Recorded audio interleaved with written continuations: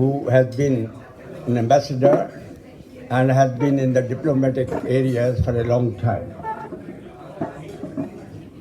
You see, we have been in the administrative areas here in India, and I must tell her that during the time we entered the Indian Administrative Service, not many people wanted to go to the Foreign Service. In fact, there was a gentleman, Mr. Jha. I think some of you may be knowing. Jha was an officer who was put in the Foreign Service, and he always said, why do you put me in the Foreign Service? I don't want to go out of India. So things have changed. Now people want to go to the Foreign Service. I must say, it's enjoyable. It is a very good service to go and visit some of the foreign countries. My children are all abroad. My son is the managing director of Berkeley Bank. My daughter is heading the foreign Merrill Lynch, the Bank of America. So you see, our children, they went away. My wife always misses them because the children are out, we only are here, myself and my wife. So, ladies and gentlemen, I'd like to welcome you on this members get together. It is a wonderful occasion for all of us to be here. It is a wonderful occasion to interact with each other. मैं थोड़ा सा हिंदी में भी कहना चाहता था कि ये आज का जो फंक्शन है, ये एक ऐसा है कि हमें मिलकर के लोगों से बहुत खुशी होती है और हमारे स्पीकर्स जो आते हैं बाहर से उनको वेलकम करने में भी हमें बड़ी खुशी होती है. तो I would suggest let us all finish up our tea and listen to our wonderful speaker who has been in the diplomatic area for a long time. Yes, please come. Yes.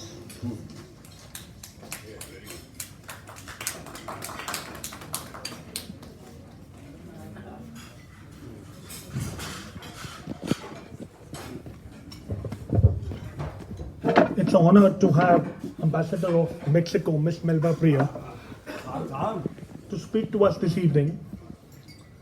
Her chosen topic is diplomacy in the 21st century, South-South perspective, Mexico and India primarily. The ambassador is known for her green credentials and also for her white endearing auto. I was told that, some time back at our Habitat Center, gate number 3, they tried to stop this auto, but not anymore.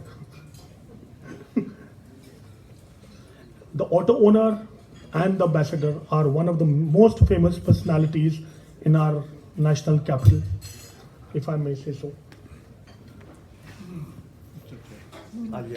Her Excellency Melba Pria is the ambassador of Mexico to India, concurrent to Bangladesh, the Maldives, Nepal and Sri Lanka. Ambassador Melba Pria has bachelor's degree in sociology and international relations from the National University of Mexico, UNAM, 2 master's degrees in strategic planning and public policy, and international studies from Harvard University and the Monterey Institute of Technology and Higher Education.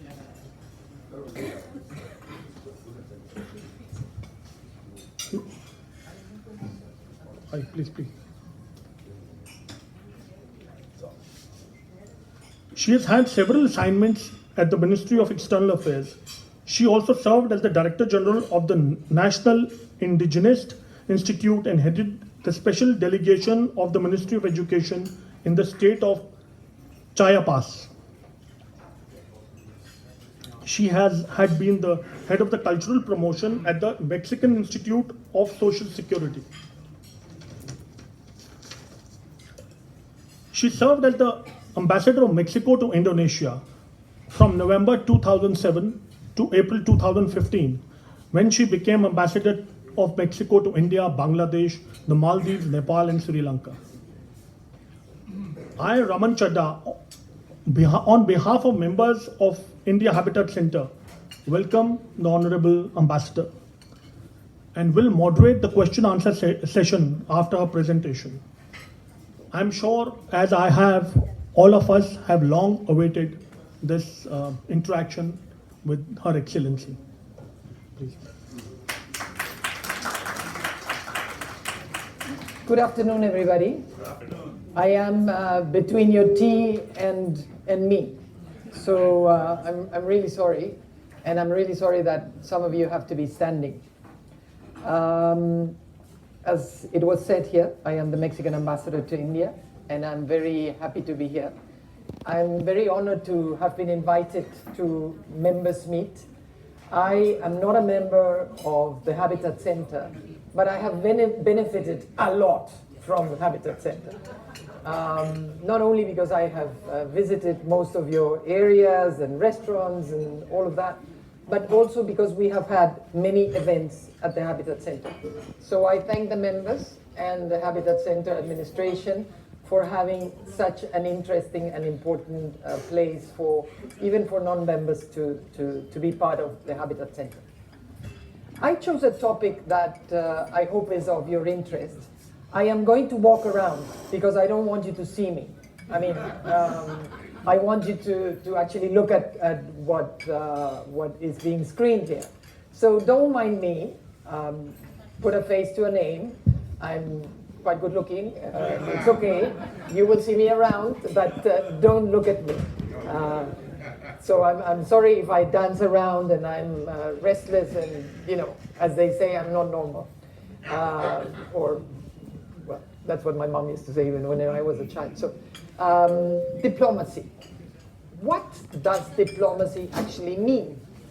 You know, we use the word a lot. Many people know what diplomats are about. Sorry that I walk in and out of that thing. And diplomacy, according to the web Encyclopedia Britannica, actually means the art of conducting the interaction of nations with each other. That is what Encyclopedia Britannica says about the word diplomacy. Traditionally, a nation's diplomat, of course, was in charge of doing that, putting two countries together. And it was said that we were the eyes, the ears, and the voice abroad of our countries.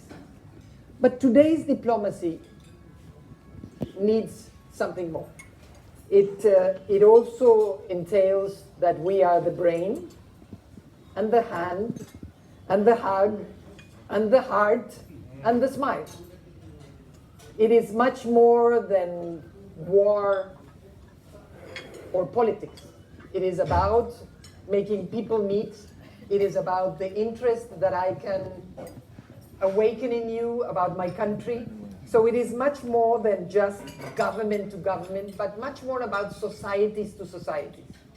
It is not an issue of coincidence that on a Saturday afternoon, I am the only non-Indian here. And nobody is from the government but me. Or maybe one or two of you, of course, works in the government. But it doesn't have to do with government to government relations. It has to do with societies getting together and you having a knowledge about my country. And Mexico is very much committed to enhancing that, people to people. So what, Chennai is not quite there yet. Okay, no, that. Next one, thank you. So, diplomacy is a profession that requires nowadays an expanded profession. What does diplomacy involve? As I said before, it is much more than politics and war and peace. Today, there are many new issues that come out in diplomacy. For example, health, youth, environment, development, science, cooperation, education, and of course, we have new means. Before, it was only an interaction between two governments, And today we have all of these electronic worlds that gives us a digital relation with each other, that gives us new platforms, new networks, new communication. Today, I remember when I started my career, we used to send every day something that was called telex. Some of you might remember what a telex meant. And you know, these all punches. And it was a nightmare, actually. And we used to get the press in our diplomatic pouch. Of course, the press was 3 weeks late.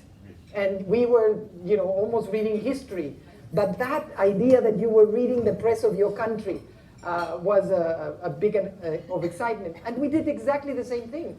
We used to cut the press and say, okay, in India, this is what it said about Mexico, and you know, these are the elections that are happening in India, this and that and that. Of course, the elections were over when the clips arrived to Mexico. Even in India, that it takes so long to have elections. So the new communication ways and the new means of digital platform gives you an instant sort of relief about those that are hungry about what is actually happening in India or what is actually happening in Mexico. I used to work in Indonesia, as it was said, and I had a very gentle man who was the porter at the building where we had our office. He was a very gentle creature, and he was in love with Mexican football. So the moment I stepped into the building, he said, "Oh, madam, he played very well." No, he didn't say like that because that was an Indian accent. But, you know, I liked the goal of Chicharito. Of course, I didn't have a clue that they had played, that he had done a goal or something. So he was my source of knowledge about Mexican football. Did I know anything about Mexican football? Of course not. But then, of course, when big matches came, I actually, before I went to the office, opened my computer and said, okay, what happened with my Mexican team? Just to give that porter, who was really very nice, he was interested in Mexican football. So I had to have a conversation besides, did you like it, didn't you like it, you know, the color of the this and that and that. So diplomacy is about translation. Also, how do we translate what's happening in one country to translate it to the other country? In a way, sometimes I become the Indian ambassador to Mexico. I explain to Mexicans what Indians are about. My colleague, the Indian ambassador in Mexico, says that every now and then we just have to switch roles. So he is the Mexican ambassador in India, and I am the Indian ambassador in Mexico, because we are all the time explaining and translating what is happening in one country, what are the values, what are the issues that move people. So we are here to broaden and to deepen a relationship that has been already for a long, long time. And then a relationship that goes, relationships between nations don't have a timeline. They start somewhere, but we don't know where it's going to end because we are here to stay. So if I speak to you, you are going to go home, hopefully, and speak to your children or your grandchildren about what you heard today. So we are trying to engage with people that are much younger than us, because those are the people that are going to follow the relationship of the 21st and 22nd century. If you look at the population of India, that starts saying, if you look at the population of India, for example, we are 26% of our population is below 25. But in the case of India, it is 30% below 24. So it is these generations that will sustain the relationship between two countries that have been friends for a long, long time. Now, when I say a long, long time, what does it mean? We were just saying that in the 15th century, Cristobal Columbus took a boat, a very large boat, by the way, and said, I am going to the Indies. What did he want from the Indies? He wanted nutmeg. Why did he want nutmeg? Because that was the only way to preserve food. So, you know, he convinced the king and the queen, and he said, I'm going to bring spices. Being a good Spaniard, he set off and sailed and sailed and sailed and sailed and sailed. What he didn't know is that in the middle between Spain and the Indies, whatever that meant, there was a continent that today is called the Americas. So he bumped into people like me, like Sir.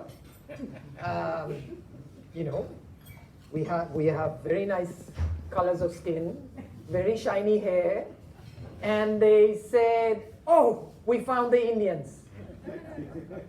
That's why Mexicans are called Indians, thanks to you. And we are very happy to be called Indians, even if we're not Indians. If we are Indians, but we're not Indians, we're Mexican Indians. Of course, we didn't know then what the story was going to bring.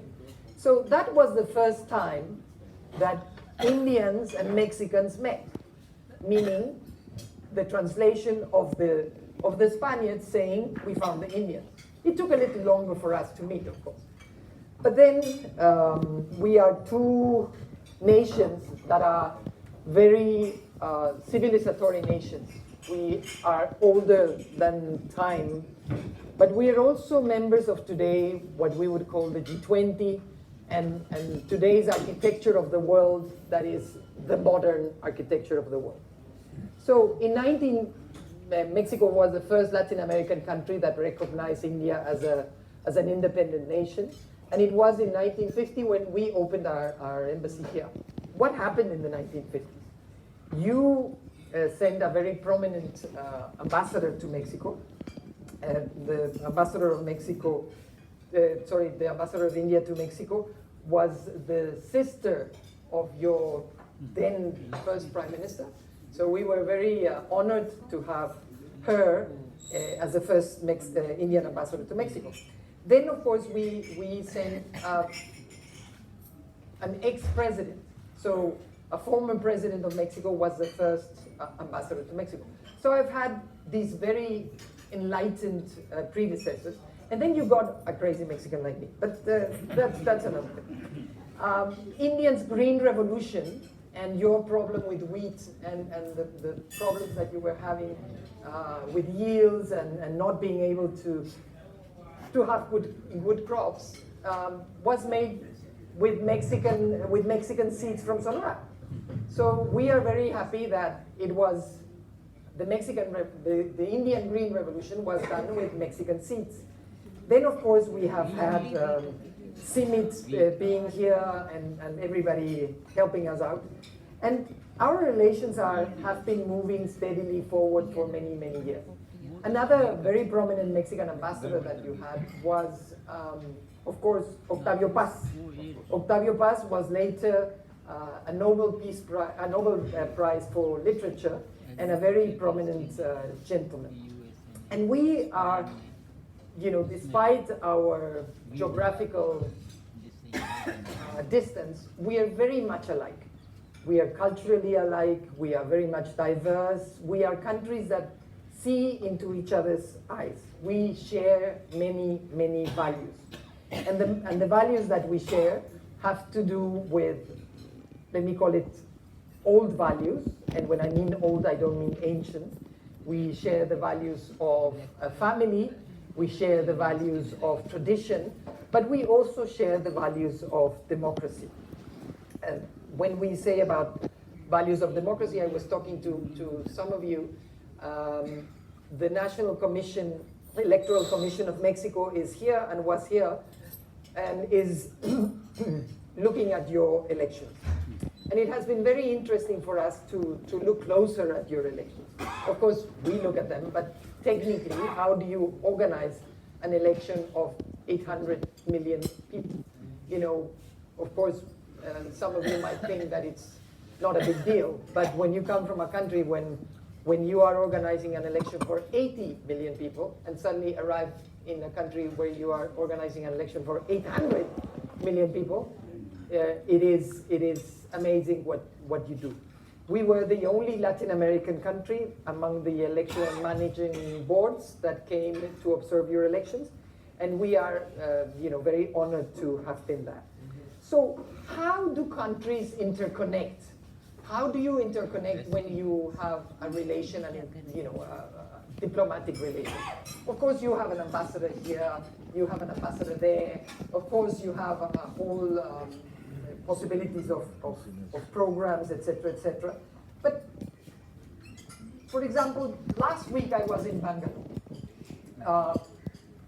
One day I was sitting in an airplane and I opened a newspaper, and there is this Indian chef that writes about Mexican food.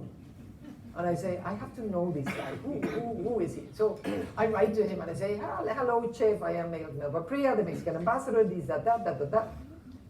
And he studied in Mexico. He has a friend who is a Mexican chef, and they exchange things. So his friend, the Mexican chef, who happens to be a lady, promotes the Indian food in Mexico, and he promotes Mexican food and has a restaurant in Bangalore. So it was very, very happy occasion to promote food.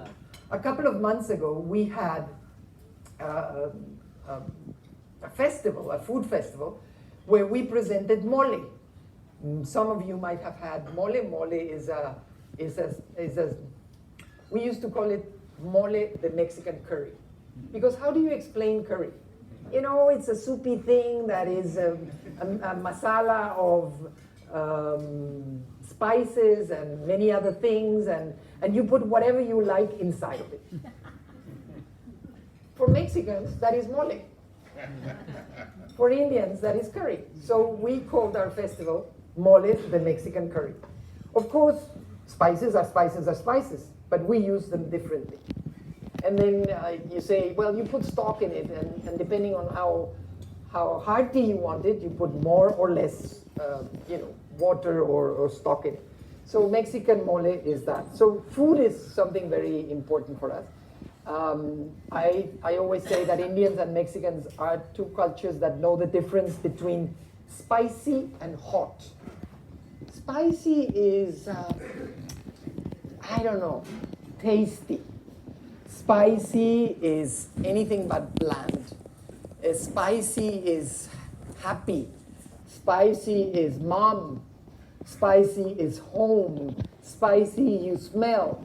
Hot, you just enjoy when you enjoy it.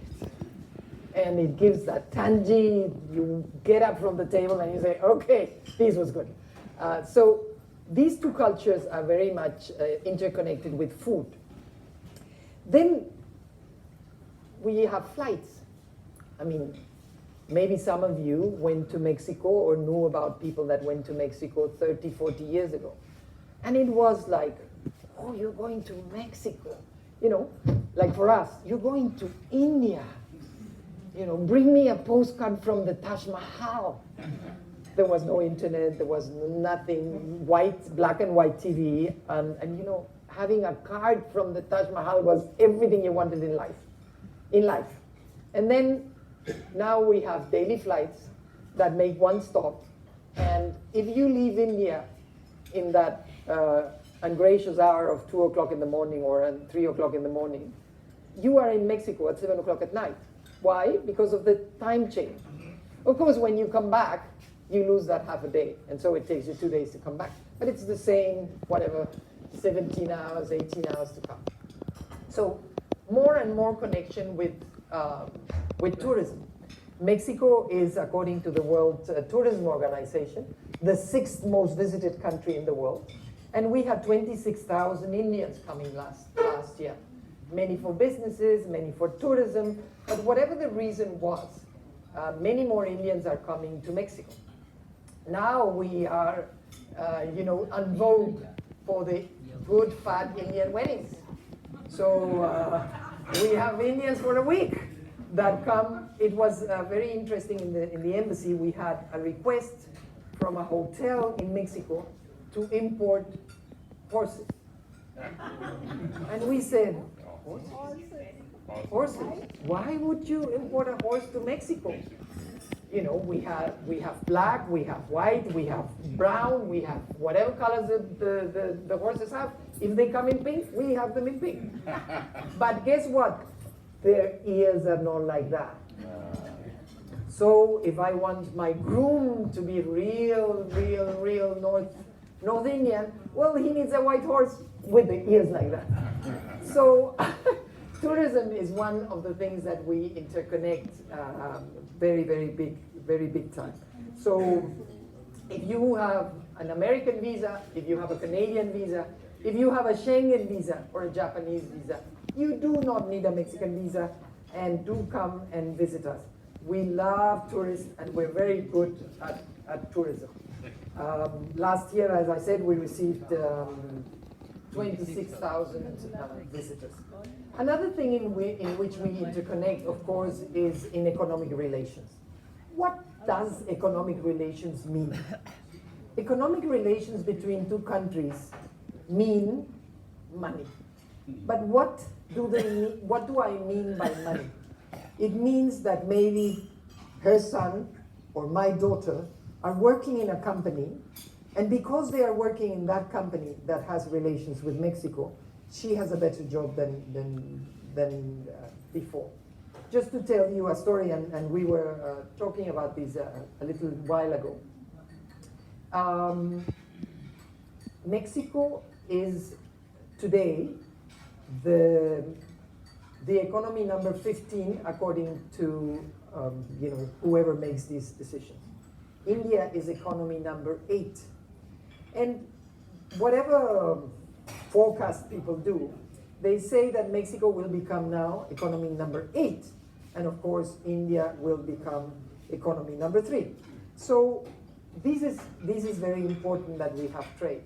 We have worked endlessly to have more trade between two countries that might seem that they are not compatible, but we have done quite interesting growth. When I arrived in India 4.5 years ago, we had an exchange of $6 billion.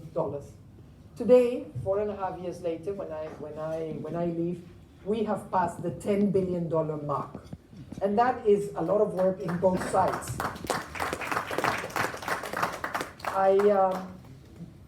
When I presented myself in the Senate, I am leaving India in a short while. I will be the next Mexican ambassador to Japan. And when I presented myself in my hearing for the Senate, of course I talked about Japan and the relations between Mexico and Japan and all of that. But I said, allow me to talk about India and Mexico. And allow me to tell you, this is what I told you, that we had grown four and something $billion in just over 4 years. And I said, what's important about that growth is that everybody has been involved in that growth. The Mexican ambassador, the Indian ambassador, the Mexican colleagues, the Indian colleagues, the business people of one country, the business people of another country. We are 51-49. At the moment, you are 51, we are 49. We don't mind, don't worry, we are not going to impose tariffs on you or anything crazy like that. We don't do those things. But if the oil prices go up a little bit, then you are 49 and we are 51. Because we are the third largest exporter of oil for India. And you are a very important buyer of Mexican crude. So there are many ways of it. So the trade and economic growth, I always say to the Indian business people when they come to Mexico, my job is to make you very rich. Because if you are very rich, you don't want to leave Mexico and you are creating jobs for Mexicans. The same I say for the Mexicans when they come to India. So we have around 80 Indian companies in Mexico, and we have 13 Mexican companies here. You are basically in 3 areas, that is IT, and by IT, I mean almost anybody under the Indian sun is in Mexico. TCS, Of course, everybody knows who TCS is. Its biggest footprint outside of India is Mexico. You would have thought Silicon Valley, and we're all worried about H-1B1 visas and all of that. No, it's not the US. It is Mexico. You have a presence of almost 8,000 people working in TCS in Mexico. You have automobile industry, and especially auto parts. Why would you have auto parts, so far away when you have a very important and interesting industry of your own? Mexico is the 4th largest auto part producer in the world and the 7th producer of cars in the world. So if you produce these little thing that the car has out of the 35,000 parts that a car has, you want to be in Mexico. So that is a second area where you have been very good. And of course, pharma. What happens with the pharmaceutical enterprises in Mexico? Pharmaceutical enterprises went to Mexico, and I'm not saying something that I shouldn't because I asked the gentleman to quote him. In Mexico, you have extended medical care. So everybody has medical care given by the government. So when Sun Pharma, for example, came to Mexico, he very clearly said, what I want is one contract. Because it doesn't matter if he sells aspirin, which he doesn't, he sells much more than aspirin.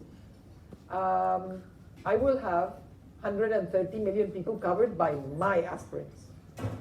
So, it's tough to get your registration. We are very strict with the quality of the drugs that we sell. And when I say drugs, I mean pharmaceutical. We sell the others also, but that's not part of this conversation. And then he said, it is very hard to get your registration, but when you get the registration, what was a surprise for Sun Pharma, for example, was that he could sell in all of Latin America. So with one registration, he could sell in all of Latin America. So 33 countries on top of Mexico, he could sell. The Brazilians asked him for one more thing. And the Mexican registration gave him 80% of the American registration. Now, what blew out his mind, which he didn't know and we didn't care to explain to him? Mexico has 51 free trade agreements. So if he sets up shop, a shop like this, I mean a little bigger than this, but if he sets shop and starts selling as a Mexican company, which is Sun Pharma Mexico, he goes into Germany.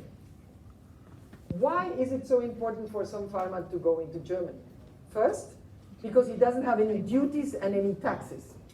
So having open shop in Mexico, he tells me that even if producing in Mexico was 30% more expensive than India, because of the Mexican registration and because of our free trade agreement with Germany, he was selling more of Sun Pharma Mexico to Germany than Sun Pharma India.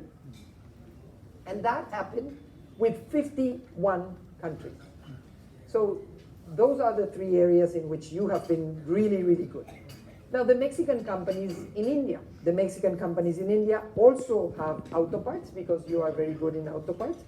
And then we have hit 2 areas that have been a surprise for us. Well, not a surprise, but it's been very good, which is the entertainment business. Some of you might have seen some of the Mexican movie theaters that are called Cinemex. Cinépolis.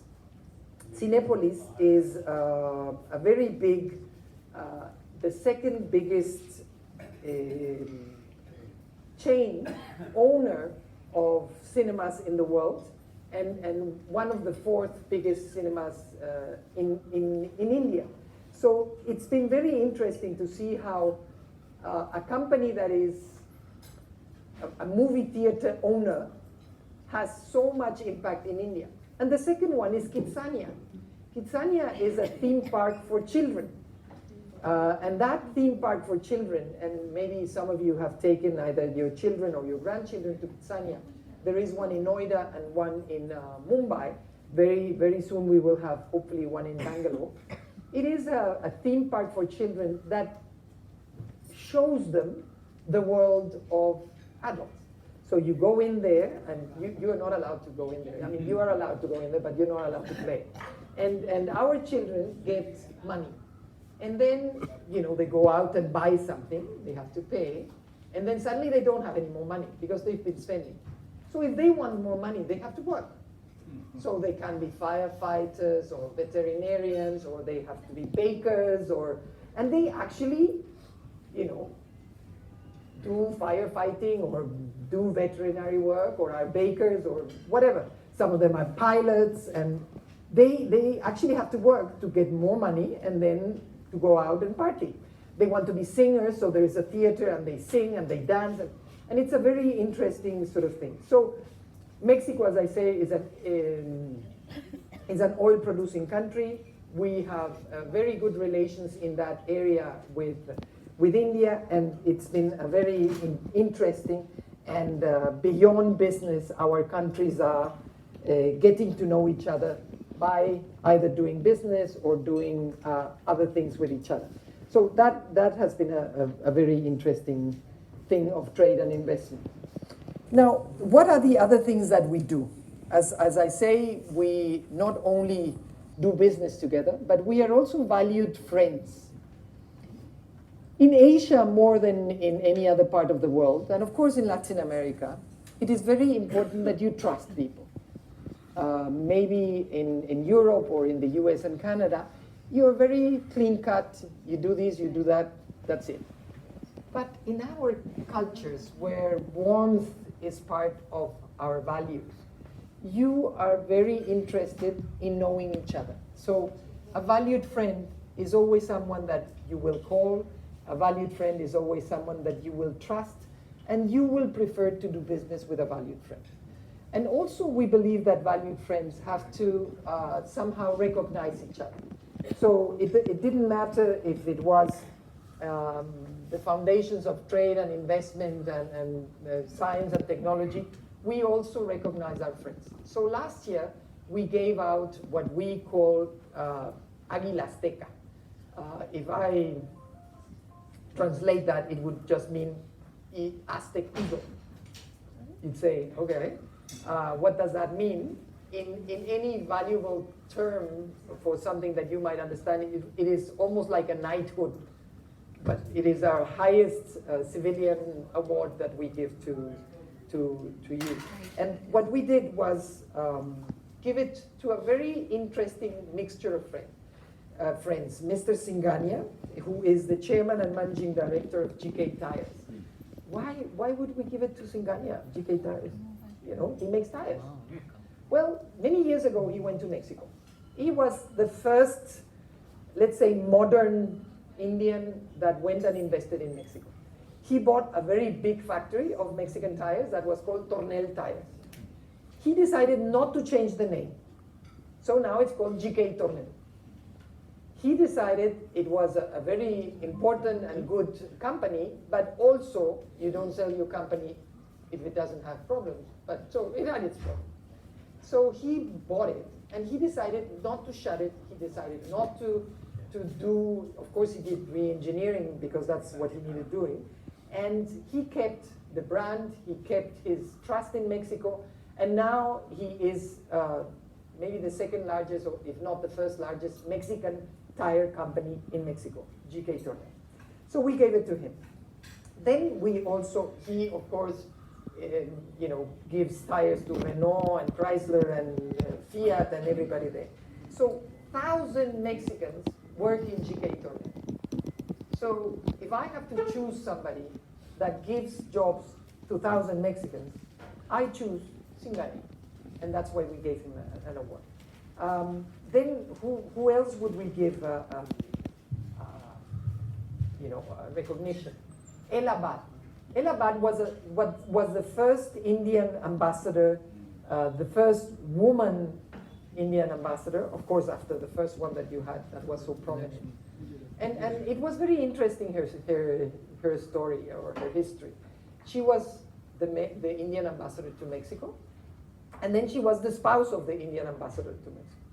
So she and her husband not followed each other, but there was another ambassador in the middle.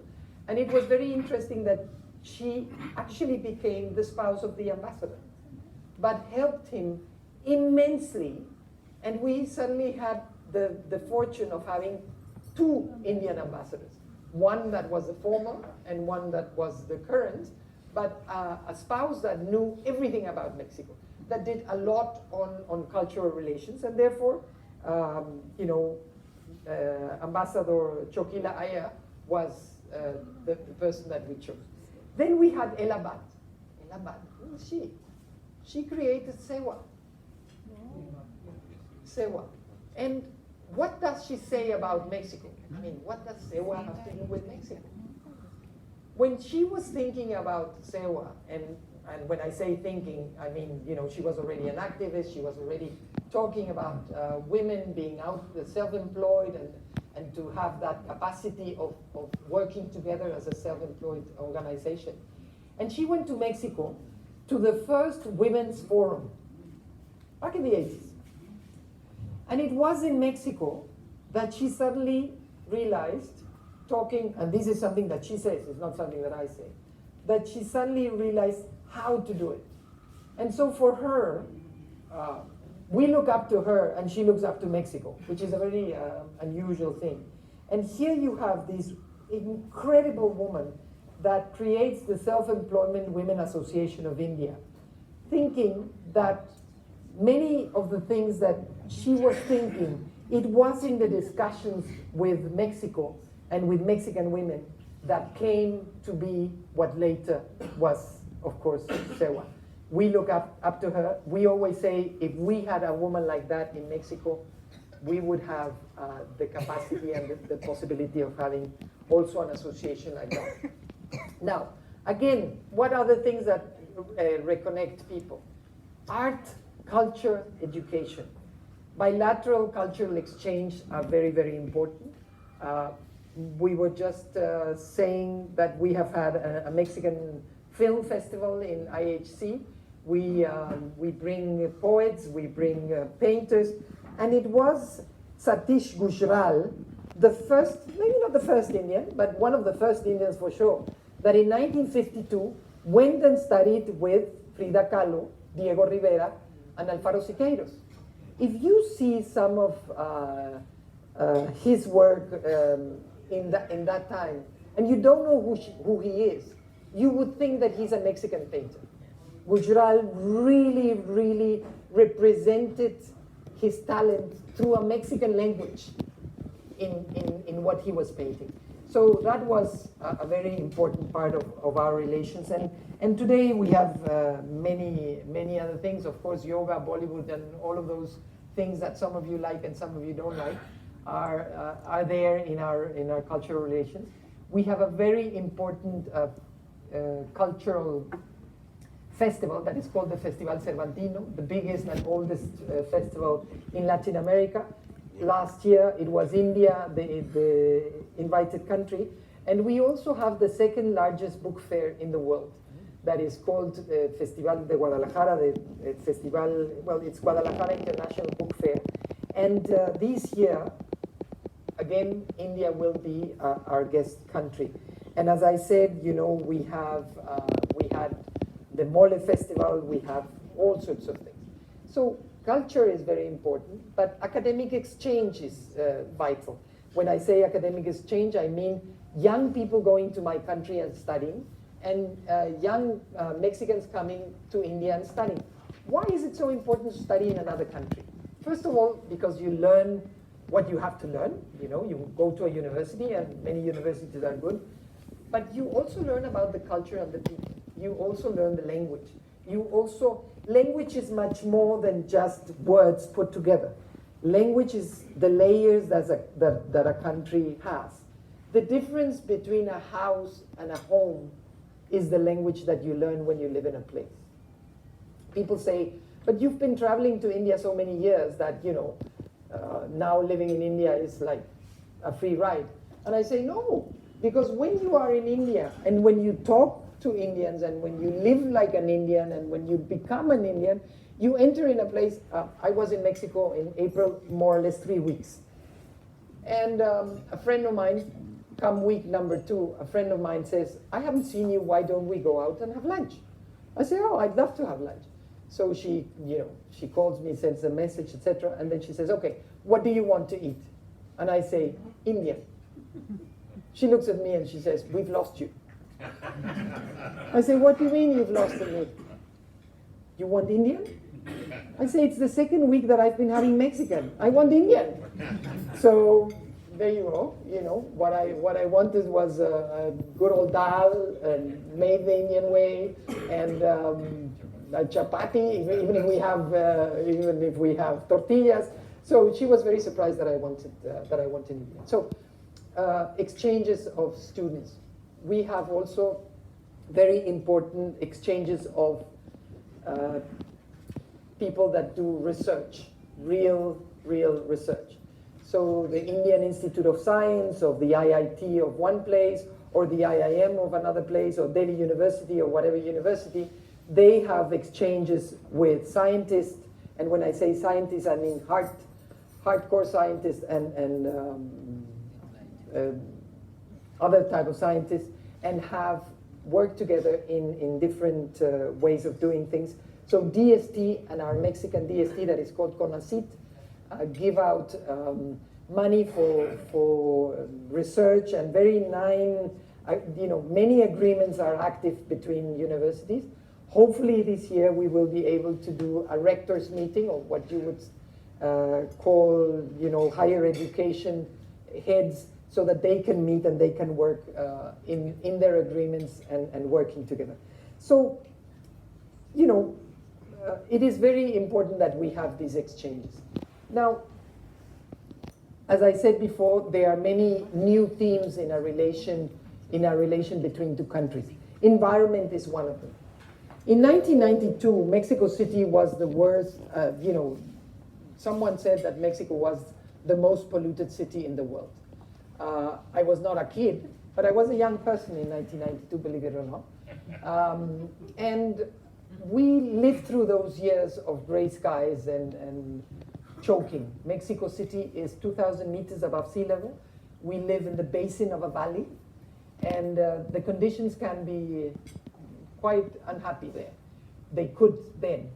We worked 25 years to be today one of the 40 best cities in the world. Of course we had to change our ways. Of course we had to change our fuel. Of course we had to change our standards. Of course all of us had at one point to stop using a car once a week. Of course the government had to organize its public services, and many things had to happen for us to be where we are today. So environment has become another of the themes that we share. Sometimes for the bad reasons, because when I call my ministry and I say, well, today's reading is 750, they actually don't believe me, because that is impossible. How can you breathe when it's 750? And we say, well, we're Indians. We breathe. But we are breathing very, very bad air when we are breathing 750. In Mexico, when it is 150, actually 151, you are in the first phase of alert. So 151, I'm not allowed to run outside. Here I run with 750 and with 620 and things like that.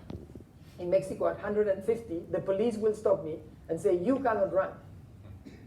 You're not allowed to run. Kids, of course, are allowed to go to school, but they cannot go out of the classroom. 150. When we have 250, we say, my God, we've made it here. 250 is great. So we're not Norwegians, we're not Danish. We are Mexicans. So we just share our experience without telling you, oh, bad people, you have to do this, you have to do that. We say, look, what we had to do was this. Maybe if you do something similar, of course India is different than Mexico, but if you do something similar, it will help you. Another thing that is in environment, an issue that is complicated, is that in the case of India, 15 out of the 20 most polluted cities in the world are Indian. So it's not an issue of Delhi. We live in Delhi, And we're, of course, very worried about Delhi. But it is not an issue of Delhi. It is a more complicated issue that has to do with standards, that has to do with environmental practices, that has to do with many, many other things. So environment has become an important part of our relation for many reasons. And I am almost certain that it is environment that has made you invite me. Or actually my decision to use a rickshaw. Why do I use a rickshaw? First of all, I must tell you that it was an idea that initially had to do with not being transparent. 180 embassies here. You become transparent. Nobody knows who you are. So how could I promote Mexico in an Indian way? And then, if you have a city like this, how do you move in a city like this to make it very efficient? And I only did what millions of Indians do, which is use a rickshaw. I was myself very surprised that it became such a thing. But it had to do that such a thing was something that people don't do. You take a rickshaw, but you don't own a rickshaw. I decided that that was going to be my diplomatic vehicle. It is 48 CD1A. So it is the ambassador's car. It is the ambassador's vehicle. And yes, I fly a flag, yes. I fly a flag. And I have a driver. And no. Well, it is air conditioned when you move. Yes, lots of air conditions. The rickshaw is right there. Now it has a different hood. Yes, I was stopped once when I try entering Habitat Center. And if you take a little time and walk out of the Habitat Center, in every door where there is a policeman, there is a photo of my rickshaw and says, "Let in every time." Because I've been very vocal about rickshaws not being allowed into places. It happened also in the parliament. In Parliament? In parliament. And that was very interesting. We were invited to the presidential address to the nation, and there we are.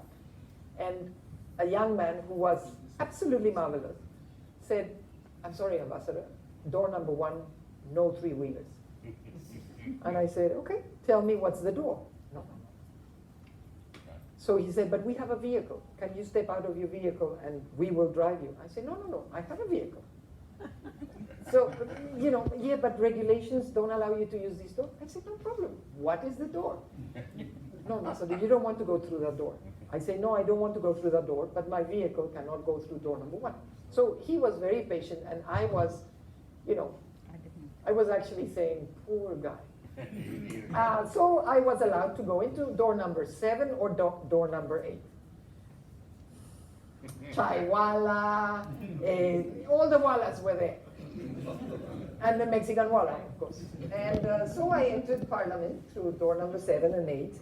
I parked my vehicle and I walked to that.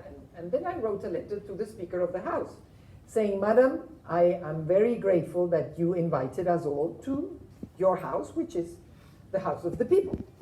And it was a wonderful experience, and it's really a very nice experience.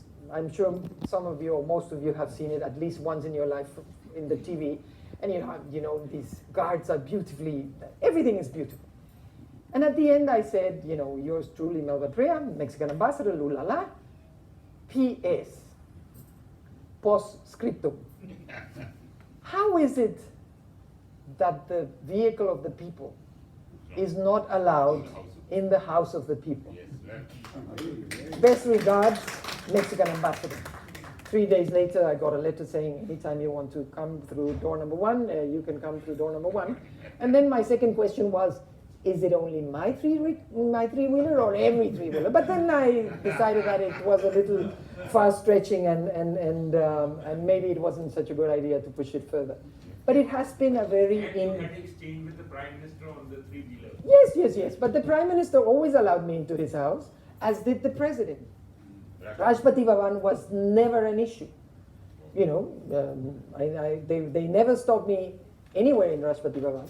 In the Prime Minister's residence, you're only allowed to a certain place, and it doesn't matter if you have a one-wheeler, two-wheeler, three-wheeler, five-wheeler. You go into that place, and then the other things, they transport you, and that was not an issue. But in the case of the Parliament, I was very, very vocal. So environment has become a very important relation, a very important theme, not only because I use a three-wheeler, but because we have some experiences that might help India and might help Delhi change to a better air and to a better conditions for all its people. So this is the way that actually diplomacy is done in the 21st century. It is more a people-to-people relation. It is more we come together as friends on a Saturday afternoon, and I am very honored that you decided to invite me.